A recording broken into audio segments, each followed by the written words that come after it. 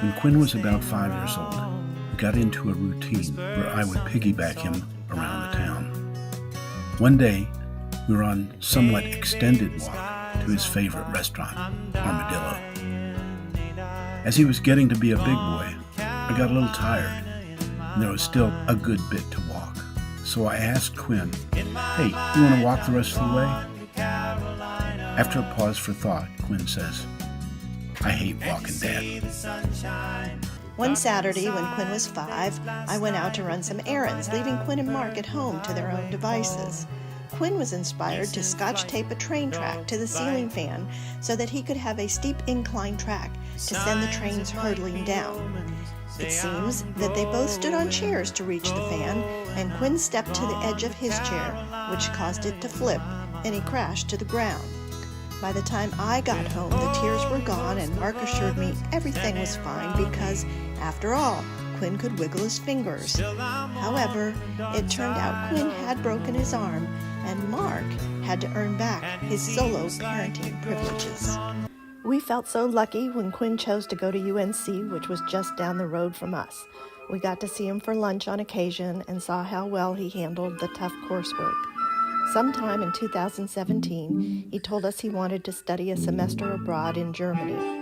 Off he went that fall, and it was a transformational experience for him. To arrive in Germany and have to hail a taxi and speak German to the driver to get to his new place, to set up his little apartment and get groceries and make his own meals, to become accustomed to being in the flight path of the Berlin airport with planes rattling the windows of his room, to reach out to strangers to make connections.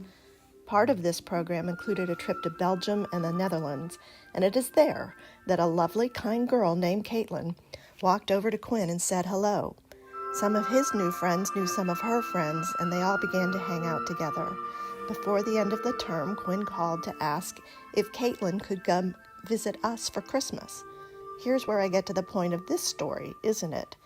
Caitlin came to visit, and we saw the smile on Quinn and Caitlin's faces. I don't know that she was walking on her tiptoes, but Caitlin has a lightness of being, an effervescence that makes you want to bottle it. In every visit since, we've grown to appreciate how Caitlin and Quinn fit well together with attributes and skills that complement each other. They can be serious students and hard workers, but know how to balance their days with healthy and fun pursuits. They both find the good in people and situations. They help and support each other and learn from each other. They are easy to be around. They're kind, generous, and thoughtful.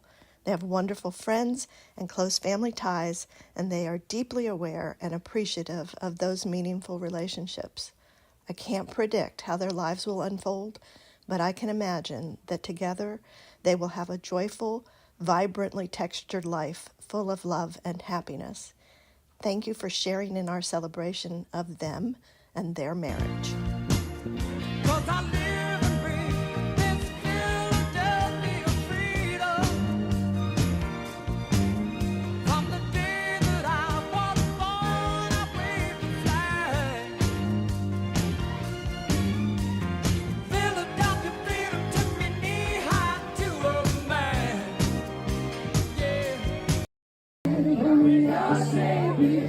Feeling so alone.